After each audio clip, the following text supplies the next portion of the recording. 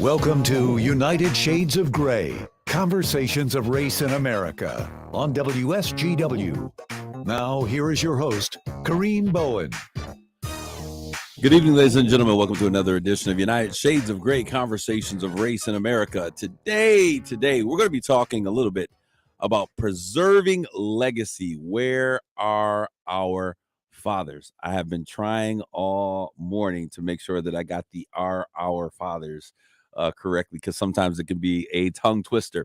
But I'm in the studio today with my main man, John B, in the place to be. What's going on, John? Hello. You got to be careful with that. We're Going to pirate mode, right? Yeah. And we also have, so John's my producer, but we also have in the studio Mark Bassett. He has been here. This is 2 weeks in a row. Well, yes, 2 weeks in a row. So what do we owe this wonderful treasure? Well, I'm in town for a few months, so I get to sit next to you. He decided to come in town and slum out with the studio with me and John. I'm looking at the screen here because I'm sitting close to you, and we need some sort of lamp on Kareem. You can't even see this guy in the. Whenever I took the window. Whenever I took pictures, I would always stand next to the white people, so I would be a little bit lighter because the light was never set for my dark skin, the melanin thing that's going on. But let's see if we get. Look at that. See, I get closer to Mark, and what happens? The picture gets light because you're blocking the window and the light that's coming. It's a trick that we black people have always had to do because it was never meant for us to have our best picture. But today, thank you, Mark, for sitting next to me and shining the light. But we also have in the studio. Okay, now we got the halo effect coming off from the lights over here. We also have in the studio an esteemed guest today, but he's someone that I have a great deal of respect. He has been here before, but there's a conversation that we've been having that I'm really excited about continuing on today, and that's no one other than Bishop Hurley Coleman. Welcome, Bishop. Thank you. I'm excited to be in this great company, man. This is high. This is tall grass for me. I'm usually walking in the, in the short stuff. Mark, could you please help the bishop out? He's got the mic in front of his face. Come on, help him out. Some studio etiquette. Help him get it so we can. So I sit back there so you can see my face. Yeah, so we can see. There you go. Look at this good because when man. I just heard your voice, I thought you were Al Sharpton in the studio today, Bishop. So if I got that, then I'm looking for the next TV show too. But you're looking good on today. How's everybody doing today? First of all, man, I'm doing great. I can't express how glad I am to be alive. Okay. Wow. That's great. I need to get some of that going. I'm done with my Christmas decorating, so I'm excited about that. Okay. Now, Bishop, you weren't here the last time we were in studio with Mark, and Mark has, and I wish you could pull up some of those pictures. I don't know if you have any of those pictures anywhere in your treasure trove. Mark does what I consider insane Christmas decorating. It's true, Bishop. It's true. Over the top, over the bottom. Over the top. Inside, I fully decorate 3 floors and a garage with Christmas stuff. It's a lot of stuff. 3 big floors with everything. And my wife asked me yesterday, "Are you going to bring the tree up?" You haven't done it yet, Bishop? Not yet. No. Well, it's not December yet, so. Well, December is technically 2 days away. Thursday, then Friday. By the time this airs, it will be. I generally get a nap and a burp away from Thanksgiving before I start thinking about that. Well, we've signed up to be on the Zonta Walk in Midland, so that means our house is open to the public Saturday and Sunday, and they came in and videotaped the house yesterday, so I had to get it ready early this year. So what did they videotape the house for?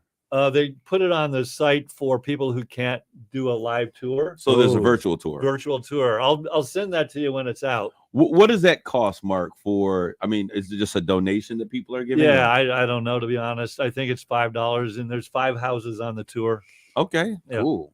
So they're raising money for a community. It's the Zonta Club. It's a women's club, and they provide scholarships for young ladies. It's pretty much a philanthropic group. Exactly. Okay, awesome. Well, I want to get right into our conversation because we have a lot to talk about today. But when I think about what was hot off the press, I had to share this because this is something that it drives me crazy, but it blows my mind at the same time. And we'll talk about it just a little bit.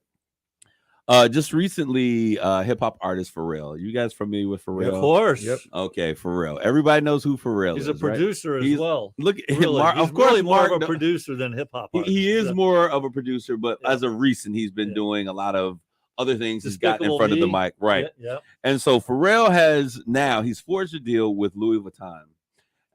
And I know I didn't pronounce that right according to real folks, but anyways, you know what I'm talking about. Louis Vuitton, whatever, however we say it, right? He's forged this deal. He's had this huge fashion show, and now he has released the first bag that comes out of his collection. I'll talk about that in a minute. That's a whole nother conversation. But he's come out with this new handbag, and the name of the handbag is the $1 Million Bag, and appropriately named because this handbag costs $1 million. Oh no. With all of, if you're familiar with Louis Vuitton, which I've been in Sure, some of yep. those circles, Louis Vuitton, all of the hardware on the bag is gold. Pure gold, not gold. Yeah, flavored. real gold. Yeah, real gold. Internal stitch, just everywhere Hand you could, he stitch has and gold. everything, yep, Accents, everything is gold. And so I wanted to talk about this a little bit. First of all, let's take a step back and talk about this new obsession that men have with carrying handbags. What are your Is thoughts that about new? this? I haven't seen. I mean, Well, when it's I say new, I mean really in the past 5 to 10 years, this thing has been. I think that's a fad that kind of comes and goes. It's been there before. Maybe I haven't been here Yeah, before because yeah. I've It never has seen been this there in before. It has I been there didn't before. know it had come back until one of my children told me that that's the thing that I need to do. That I need to get a bag. I said, What? I said, for what? What do I need? She said, well, you got to carry your stuff. I said, well, I need to get stuff first. I don't have any stuff to carry. There's a difference between a bag. I've seen the satchels, the bags, but I'm talking like this is more like handbag, like a clutch, like a women's Right. handbag. Oh no. I haven't. No. Purse. No. Let me get it. Let me say it the correct way. It's a purse. That's you guys talk about that. I'm just curious. Am I the only person in the world now? Did you pull it up? I don't know what do you want me to pull up? Pull A up picture of $1 a million. purse? To Oh, put the Louis $1 million bag. Okay. Yeah. Pharrell's $1 million bag. This is a Louis Vuitton purse. It's not a carry-along bag. It's for not men or for women. It is for whomever. I have my particular thoughts on who it's targeted toward. Rich people. Not just rich people, insanely rich people. Well, not even that. Okay. Not even that. If that were the case, I would agree. But have you? Is this it? See, these are things that they're doing nowadays. Yeah. And the little It's like a satchel, kind of an older. It's ugly. No. Well, let's see what you got. Yeah, that's it. Oh, that's it. a duffel bag. Yeah, it looks like a duffel bag. That's like a travel bag. Okay, it's Yeah, a purse. No, to that's me. not a purse. That's a travel bag. Okay, I guess maybe you're a little bit more. Okay, but I saw this $1 million bag. We'll talk. The first question was, what we see LeBron James and a lot of these athletes carrying are purses. Some of them are carrying, if you want to call it a duffel bag, a Louis duffel bag. I've seen a duffel bag before, and those, it's a duffel bag. We've used them for sports all of our lives, right? So it only makes sense that if you're in a very upper echelon tax bracket, that maybe you want letters and labels and other people's names on your stuff. We used to engrave or what do you call it? Stitch. What is it called? Engrave. Yeah. Stitch. There's a particular word I'm talking about. Embroider. We used to embroider our names on them because, we wanted to make sure that people knew that this was our stuff. But now we're putting other people's labels and names on our stuff. But anyways, so is this weird to you all, or is this normal when you see men carrying, and I'm gonna be very direct, men carrying women's handbags, especially in NBA sports? In every area, it has become a common thing that men are carrying purses. Yeah, They must have stuff that they need to carry. Yeah, I mean what he showed us was really a travel bag. I've seen those. I mean, I have a travel bag for like overnight travel. I have a travel bag as well. Yeah, and I have a duffel bag. But I mean, to me, it's just a fashion trend. And again, I've seen it before. It kind of comes and goes. This one tends to be short-lived. It's not attractive to me, but I'm really not surprised based on the fact that a couple years ago I saw basketball players wearing skirts. No, that's exactly where I'm going. Thank you, So Bishop. now, I mean, this move toward Unisex. You think that's what this is? I don't even think it's one sex. Yeah, unisex. That's how Yvonne Daniels. She's funny, but Some people are calling them pocketbooks. That's what we used to call them back in the day, right? There's like a clutch, a big clutch, I think. Okay, so I can understand briefcases, satchels. It's this inclination toward fashion that's driving people to want to be accepted because it's the latest fashion. I would venture that some people might even get involved in it without even having a desire for it, but just because that's what everyone else is doing. Okay, right now. But that's where I want to go. Okay, because that is exactly the thing that I'm looking at. Because these guys are making fashion statements. I would guarantee you that half of these guys, designers are saying, "Hey, if we get this guy to carry our bag, then." Other people they're paying them to carry their bags. I mean, come on. Sure. Now I've seen receipts that these guys come up with. So they are spending, $120,000 at the Louis Vuitton store or at the Prada store or whatever. So that does happen. But what I'm saying is these guys are carrying these bags in their fashion statements. Oftentimes now they're bringing in, design dress artists and what do you call them? Fashion designers, stylists is the word that I was looking for. To get them dressed, I too, Bishop, when I saw our men wearing skirts, many people may be okay with that. To me, I'm not okay with it. I'm not okay with it. And so I have problems with those things. And so you have a problem with a kilt? No, they're not kilts. Okay. All right. And if you're Irish, then Scottish. a kilt makes sense, or Scottish. Scottish, yeah. So if you're Scottish, then a kilt makes sense. But if you're from the hood and you've been wearing jeans and running around in kicks all your days, now you want to put on a skirt, it causes me to have questions, right? What bothers me about this is that there is this tendency to make us think or make it appear as if what you see doesn't mean anything. Now you look at the big picture of all the things that's going on in the world, and how often is it that we're being presented this thing and it's wrong, but it doesn't matter. So now it's acceptable and people are getting away with it, and people in strong leadership positions throughout the world are saying, well, what if I don't think it's wrong, then it's not wrong. And if I don't think it's wrong, then you can't say it's wrong. But there is a difference between right and wrong. And I can tell you if I like it or not. And I have the right not to agree with it. Absolutely. And if you can't believe your eyes and intuition on one thing, then they can confuse you with another thing. So I think that's I think, to me, this is my thing and this is my beef. And I think that this is a great conversation and a forum to have this because when I look at this, I am seeing a continual situation. And this is probably of late where we're seeing more black men in dresses. There is I don't know if you guys have ever heard the thing that if you really want to succeed in Hollywood as a black man, then you've got to have an instance in which you dress up as a woman as a part of your repertoire. Okay. Tyler Perry's made a whole bunch of movies that way. Well, okay. And so, but if you go back and you look at that and research it, if you are black in Hollywood and you're in entertainment and you want to be famous, there are scenes. Even Chris Tucker was talking about this. If you really want to go to the next level, you've got to dress up and do this woman bit. And I haven't seen that with the hunks or the men in Hollywood. We've seen that happen even with Wesley Snipes, who is an action figure hero. Yep. And these are the things that I'm saying, because they may think that it's just fashion, that someone's dressing them. But when I see these iconic heroes such as LeBron James running around, putting on skirts, and doing it, Bobby socks, I'm out of touch. Yeah, no, you got it. Yeah, he's been, in the pull up little socks, and then clutching his purse as he walks out the door. There are millions of young black boys who are seeing this, who are saying, "Wow, if LeBron James can wear a dress, I can." I mean, what's the purpose? What is the point? And so I for one, that does look ridiculous. You guys don't see what Mark just did, but he's in the studio and he pulled up a picture, which I think is actually AI. I think it's actually artificial intelligence that put some of those pictures together. That's what you don't know what to believe anymore, and it's hard to understand. Yeah. But when we see these images, do you hear what you just said?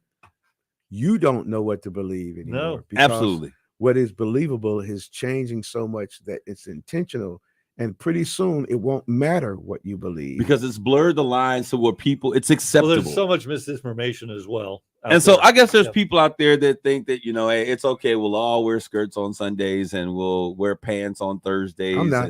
And, what's that? I'm Bishop not. Coleman's Well, no I'm way. just saying, I just was wanting to bring that forward because when I saw the $1 million, now I want to get to the conversation about the $1 million handbag. Yeah, because we've gone a far way off the $1 million handbag. Well, the conversation initially was about the two things: the Okay. purse situation, All the right. men carrying purses in the Okay.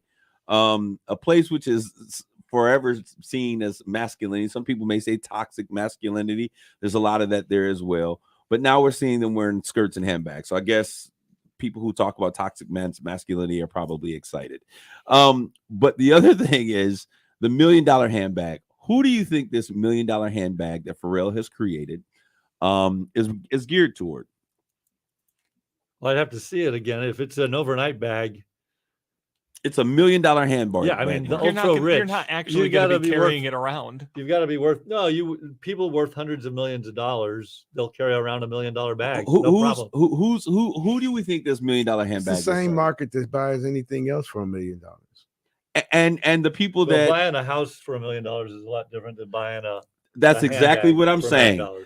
So if it were LeBron James saying, "Oh, we're going to He $1 million," can afford $1 million bag. we expect that. But why would we want him to get $1 million bag? Because other folks who see LeBron James as a style or something to achieve, an iconic figure, they can make a ton of money, $1 million a pop. If LeBron gets the bag, that's what's hot. Then James Harden's got to get the bag. Then, you know, all of the Antoine, all of these. The market for $1 million bag is so small. But folks on Wall Street are not buying $1 million bags, even though they have the money. no, they're not. And so this is a perfect example of what I think drives me crazy, because certain populations teach their communities to invest in things that appreciate, to spend their money in their community, and to make it rotate and to grow and to come back and all of these other things. But then they target our community, and I say our community because I think this is targeted toward Black athletes. This nonsense of buying $1 million bag from a designer who has $1 bazillion and all of his stuff is overpriced already. To what? Make our communities better. What portion of dollars of this $1 million bag are going to go to help folks or change people's lives? Well, Go ahead. we've talked about this before, where celebrities and sports stars and all that have It's become, not just celebrities. have become idols and to be emulated in American culture. Absolutely. And I think it's exploiting that. I'm not sure if it's a racial thing Oh. necessarily, but when was the last time you've seen a country music video? I've never seen I one. don't So want- that, When have you seen a country artist, country music artist? okay, but there are plenty of Have you ever seen him on Good Morning America? I Have you ever don't- seen him perform at? What about the Country Music Awards? Have you ever seen them? no. Have you seen the Black Music Awards? Have you ever seen a No, country No. music Yeah, singer? Yeah. Okay. What is the typical of attire of a country? Okay. music artist? Why a country? There are plenty. Well, of, because there are plenty of white movie stars, plenty of white Mark Wahlberg, people perfect in- example. who have, like, you look at the transgender movement, that is huge in those circles, and it's a similar. What's This huge? is something to be emulated. What is huge? Transgenderism, non-binaryism. Okay, but that's not the conversation that we're having. My But question is, what I'm saying is these are ways in which industry exploits celebrity and idolatry. okay, and I want to be more specific about this, the exploitation that's taking place, because I think that this is something where they directly target Black athletes who have a ton of money, who tend to think that dressing up their outsides somehow gives them a certain standard or position in life.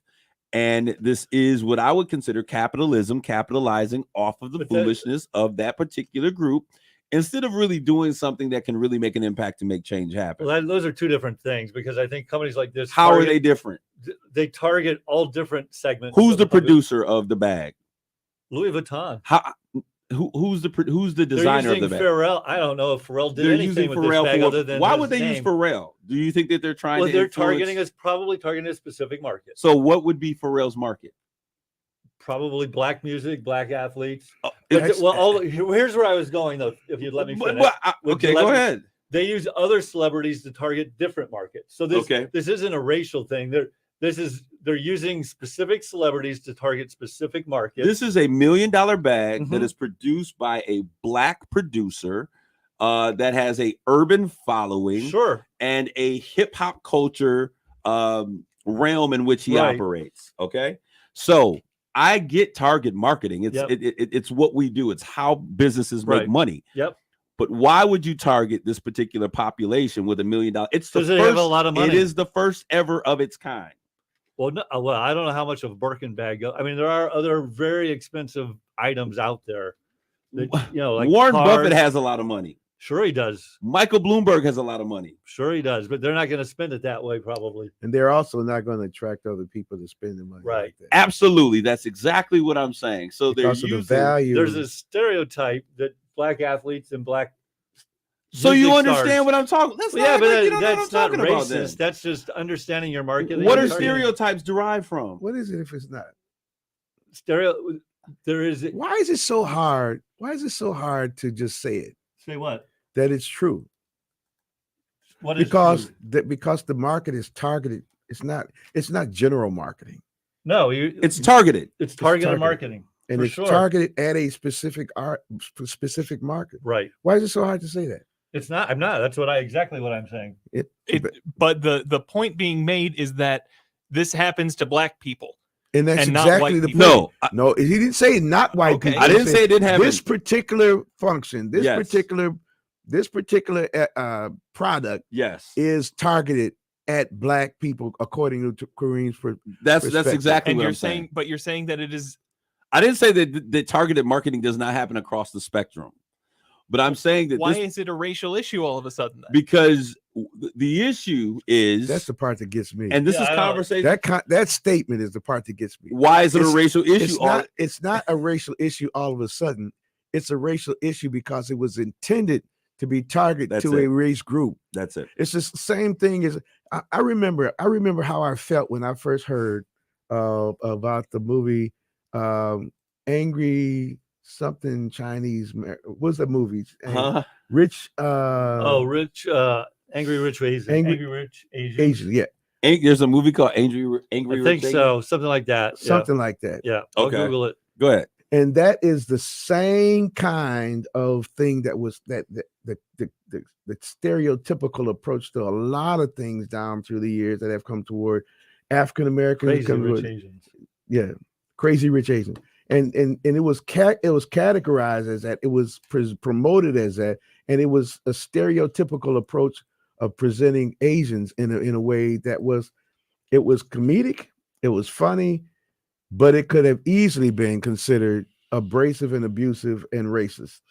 Now, it wasn't like it all of a sudden was like that. It was designed to be exactly Absolutely. that. And I think it's difficult for me to hear how something all of a sudden it's something wrong with saying what it is. It is what it is. It is. It's targeted marketing. They're targeting that population, just like there are other marketing campaigns that target different markets. And so when we say that that we understand that this target, that doesn't bother you to some degree as No, a black, not at all. and I can understand why, because it doesn't impact your. Well, there's marketing population. targeted to me. I've been trying to pull up the list of brands endorsed by Taylor Swift. It's not loading, but can you imagine that list? No. You're missing. That's targeted at white people. You're That is missing. targeting the white. You're No, it's not. if I can make us a point, and finish my point, and I appreciate your passion, Jonathan, but this is a perfect example. $1 million bag, Mhm. which doesn't have any intrinsic value to start with other than someone else's label, which is not benefiting the community. And it increases the number of people that are going to go out and buy that bag when we could really invest and build our own communities. We'll take a quick break and be back.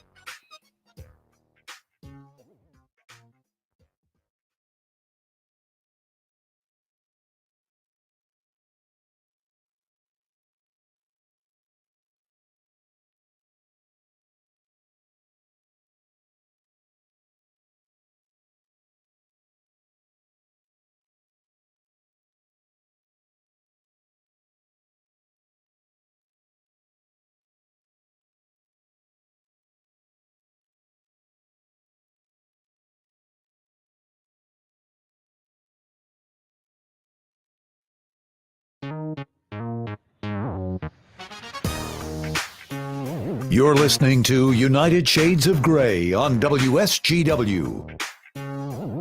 This is Kareem, and we're back with more United Shades of Gray, Conversations of Race Anymore in America. I was thinking in my head, we're not going to talk about handbags anymore. Conversations of Race in America. Okay, we are back, and we're going to get to what I want to really talk. We got Bishop Hurley Coleman in the house on today, and Bishop Coleman, I really wanted to talk a little bit. We have been having some conversations.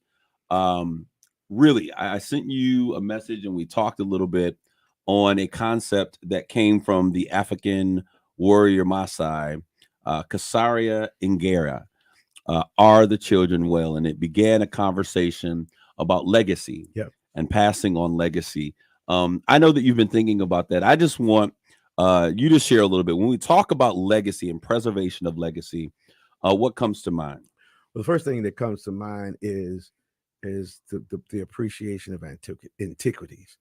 I mean, a lot of people really don't think about old things, heirlooms, old things that family carries down that are traded down from generation to generation, because many times the strength of a family is based on how many generations you can record, how many generations you know.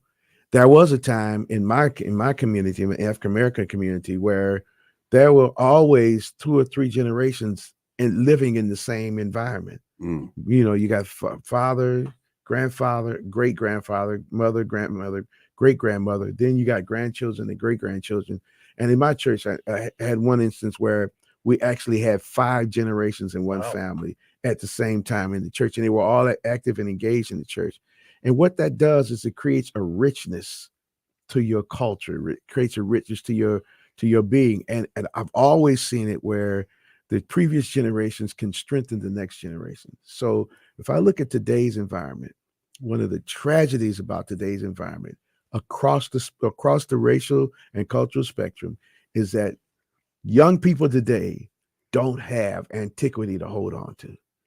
They don't have the generations that preceded them that they can hold on to and even quote things that were said to them to give them some basis. So what I think about is, how can I invest myself in pointing backwards and forwards at the same time? Sankofa. That's the Operation Sankofa. So I opened up these words. I appreciate the fact that you say these words, but I hope people understand. No, that's what we're going to do. These words come from a dialect, from a language for us. Absolutely. That is antiquity itself. It's a motherland nature. It's a cultural history lesson in just one word, Sankofa, even the first one. Yeah, so Sankofa is the concept of reaching back as we push forward into the future.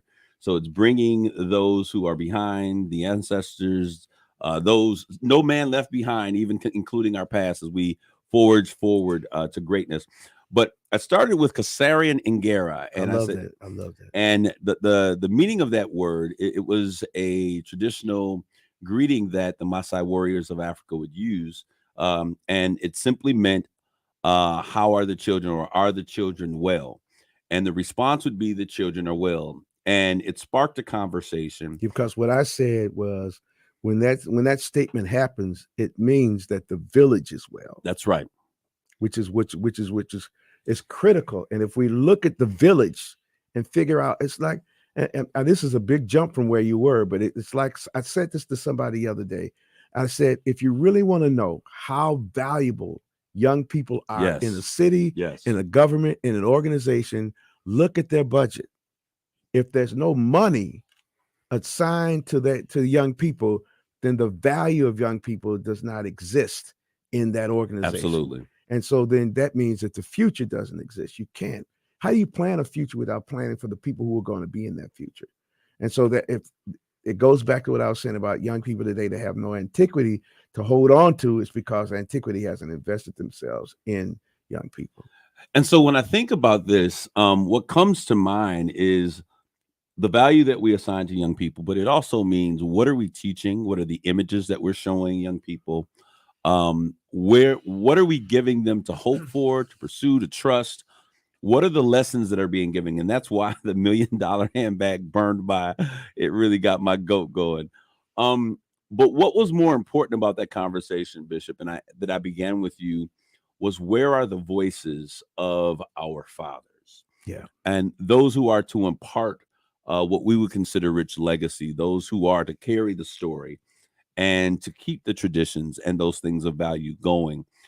Do you believe that we have an absence of fathers? I think it's a little bit more complex than that. Okay. I think it is the fact that the fathers of today don't realize that they're fathers, because many of the fathers, at an age that should be considered a father. I'm 70 years old. My generation is the fathers that we were looking at years ago. My generation does not always accept the fact that now we're in a position where it's our responsibility to act like a father, as opposed to wanting to be a peer or a child or as young as the young folks. So I would say that maybe there's not the absence of fathers, but there's their voices. The voices aren't Yes. there. Yes. And so that's twofold. That means the voice does no good if it's not heard. That means the person who has the voice has to speak, and the person who's listening has to hear it. There's a marriage between those two. But maybe it's the truth, Kareem. It's a hard truth for us to recognize at this season in our lives, in our communities' lives, in our cultural lives, that some of the people who are in positions of fatherhood are not accepting the responsibility. Ooh. Quick question. Do you mind if I ask a question? No, go ahead, I go guess ahead, go ahead. one of the things that kind of has been running around in my mind as you guys have been talking is it, do you think people and culture have changed? And it's probably some of both of these things, or the fact that the world that we live in changes. And what I'm thinking back to is like where my dad grew up, families all lived and stayed in the same area. And you know, they grew up in like a multi-generational home, and no one ever left the town. Right. And in today's world, like I have 7 kids and the closest one's 10 hours away. And just in today's world, there's no more nuclear family, that kind of multi-generational nuclear family that stays together physically. And they just kind of spread to the wind, because that's kind of today's economy. It is a cultural shift that's based on a social shift that's prompted by an economic shift. Okay. There are very few places of employment that a young person can get into today, like my father did 50 years, 60 Right. years ago, and know that he would be there until he retired. Right. Very few people retire from their first job. Oh, I mean, it used to be like multi-generations working at the same place because the job, the economy was fixed, it was there, Right. and there was a natural. And so actually, that generational thing was that the father would bring the son to Right. work, and they'd work together, and so that family would be there. They buy houses close to the neighborhood, but now you're more likely to be from someplace than to be in a place. Right. When I think about this conversation, I think that's very important, what you guys are talking about. But one of the things, and you said it appropriately when you said the voices of those fathers. There was a time that I remember growing up as a kid that they were iconic legacy holders or placeholders in our community. The Reverend Austins, the Londons, those voices of men that could literally stand up in the community, in the village, or whatever you want to call it. And they can say, hey, this is the way that we're going. This is important to us. This is why we do this. And the community would follow. I think that there is a great need and a void in those spaces. Not that there are not leaders and iconic figures that we don't have, but as you said, there is a silence from the position of leadership that I think our community needs to hear. What do we do when there are leaders, but those leaders are not being vocal or verbal with what they feel is necessary? I could speak to this from experience, and it's almost difficult to say it, but I have been in places where I spoke up and I represented what I really believe was right. And the challenge is that we're in a day now where people don't want anybody to be the leader. Gotcha. People don't want anybody. We'll all lead. Yeah. That's the whole. It's almost like you remember what happened. Think about this, Kareem. You both guys, you can remember what happened. The time between if you got in a race, one person would win, and person would get the medal. The second person get the medal. The third person get the medal. And then we went to a season where everybody gets a medal. We can't have any losers. We got everybody's gonna win. So that creates this mentality that I got as much voice as you. But you can't have as much voice. You can't have as much knowledge as I have because I've got 45 years on you of experience. Even my failures transcend your victories. The things. So there's the one side of this is that what made those great leaders was that there were great followers, and there was a willingness to allow somebody to be heard and not have to compete with that. That's one side of it. Then the other side of it is that this feeling of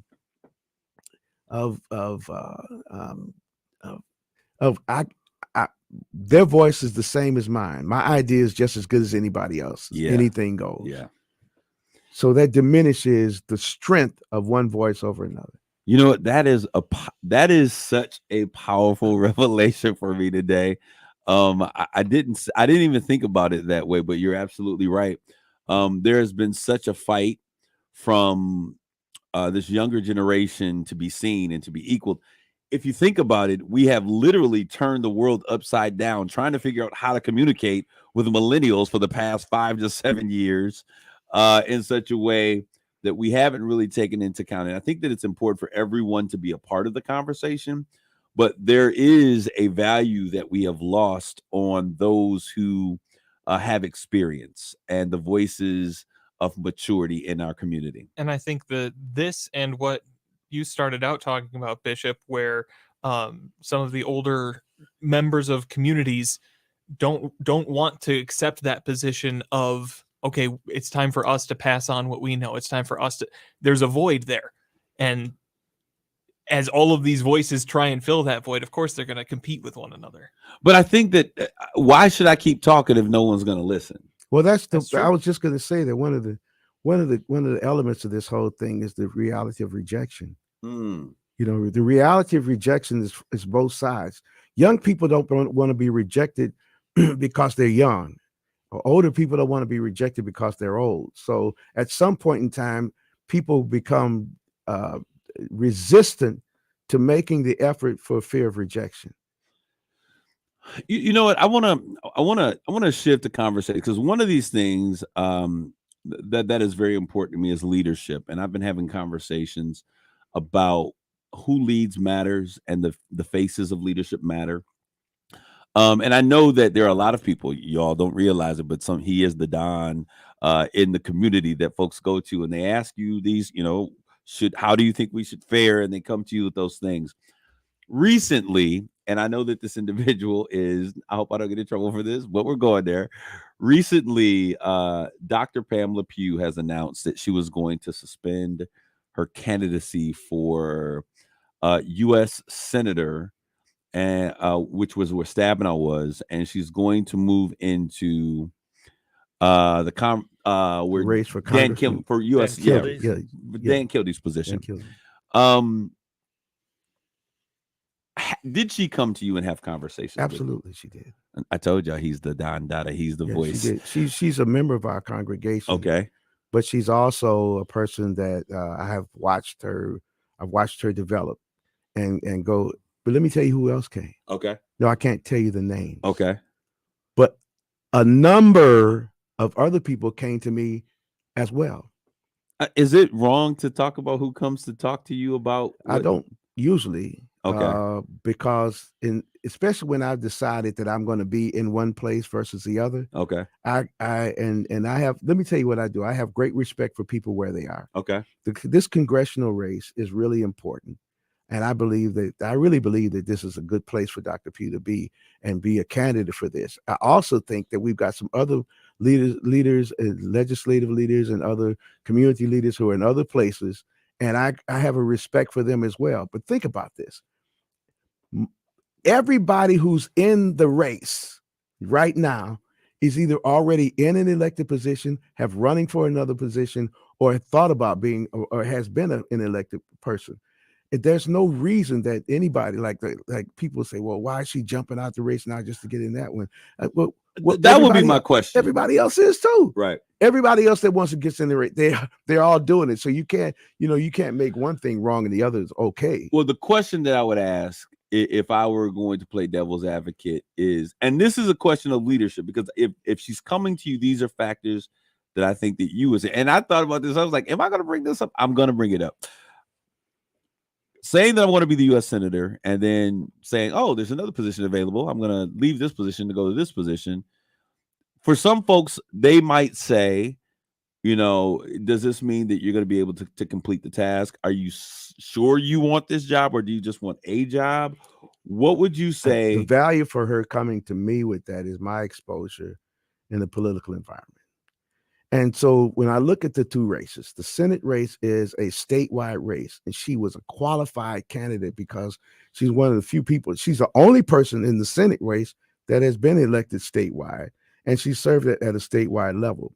But when you look at the district level, Pam Pugh is a person who wants to serve her community, and the district level gives her a more concise and precise approach to serving her community, serving the region that she's from.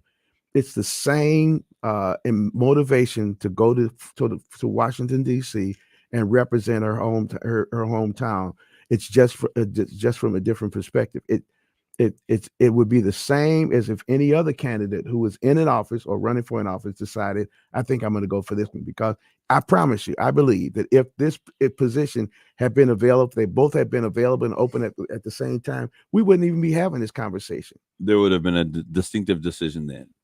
All right, so I want to go back just a little bit. Generically speaking, as we look at this, one of my biggest gripes has been there hasn't been the voice of wisdom to really share why. And I think that as Black folks, we're not a monolith. We're not all one people, but there were times when the leaders of the church would gather the communities together and say, this is why we need to move this direction.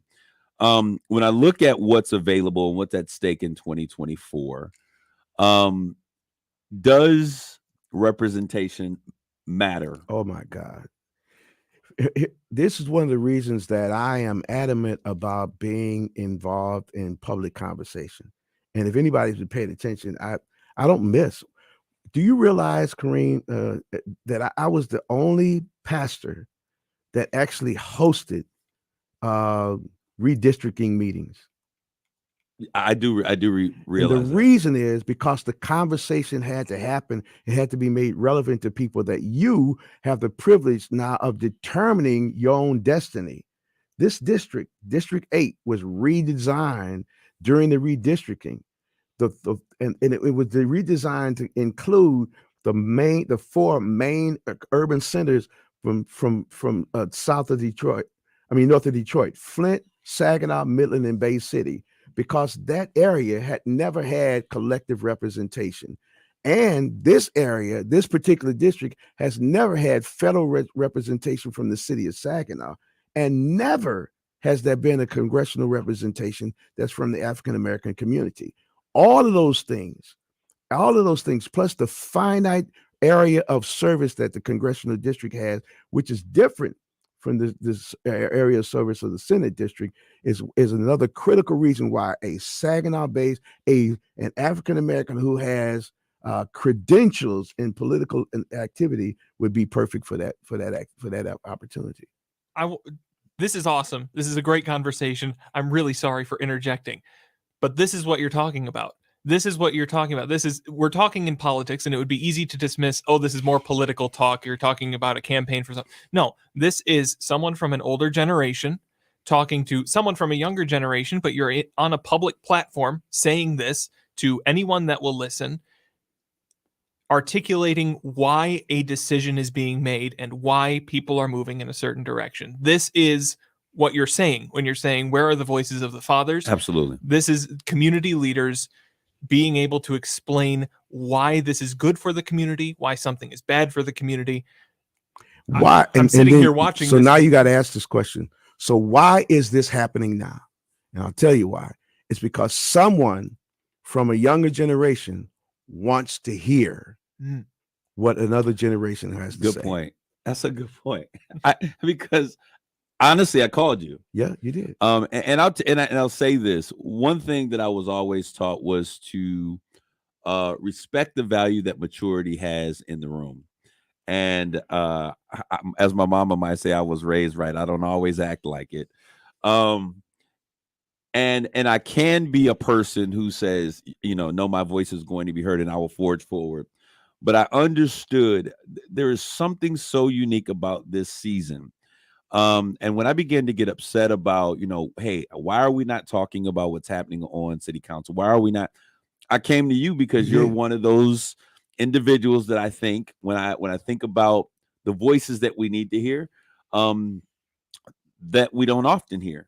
And so I wanted to know your perspective on these things and what should we be doing. One of the things that I want to ask, and we only got a few minutes left here, is as we look at where we're approaching, I remember Pastor Austin would say, it's not your time yet, or you need to, and he would talk about how people could want to be in positions, but it's not your time. What do you say as we enter into this season so that there's not a bloodbath when it comes to the agenda or the perspectives of Black America in this community? I think it's important for us to, everybody, as I said, there's value in everybody's position. We've got some great leaders that I have supported in elected positions. We supported them in these elected positions, and now they're in the place to do what we supported them to do. It's premature to get out of that place at a time when you can really now deliver, especially at a time when we need it. And back with the discussion that if I were not a fool, I would think that you would be talking about 8th District Senator Rivet. State Senator Rivet. I'm just saying who it is. I'm just saying, because I would think that we just put her in and she's been elected recently, 8-10 months ago. She's has said that she's interested in the race, and other elected officials have said they're interested in the race. And what you said about Reverend Austin saying it's not to throw you under the bus, not Bishop. the time. Well, I've been under the bus before. I know how to roll in between the wheels so I don't get run over. This is what I talk about, the young man getting in trouble. But go ahead, Bishop. We got 2 minutes. But when Reverend Austin would say, "Wait," and this is what's important, and I think everybody got to hear this. Wait, this is not your time. When your time comes, I'll be there for you. That's the position that I'm in now. That's the position that I'm in now. If you got my support and you wanted my support, then you need to be able to hear what I'm saying and believe that what I believe is important. So the time will come when I'll support you. If I'm not supporting you in this, I'll support you again at another time. And I think, and let me say this for everybody to listen to, please do not take it for granted that just because the urban communities and African Americans have always voted, if we don't have something for people to vote for, we can't even motivate them to vote. And there's too much at stake. So we probably do need to talk about whose turn is best right now. Who are the other voices of the community that should be a part of that conversation? There are some other voices. Other fathers. There are some fathers, and I think people know who they are because you go to them on your own. You go to them privately, and I think that we should pull them together and just call for a conversation of the elders. From purses to politics, this has been an awesome conversation. I'm certainly thankful, Bishop, for you coming in. Please don't meet me up after we're done with this. I would not do. I treasure the opportunity to see you get your foot stuck in the mud and then be able to pull you out. I love you, man. I thank you for answering those questions. But as we move forward and we look at 2024, these are very dynamic and important conversations that we must have. Thank you so much, Mark and John B. in the studio today with me as we talk about the legacy that must continue. Where are our fathers? Thank you for tuning in. And as always, grace and peace.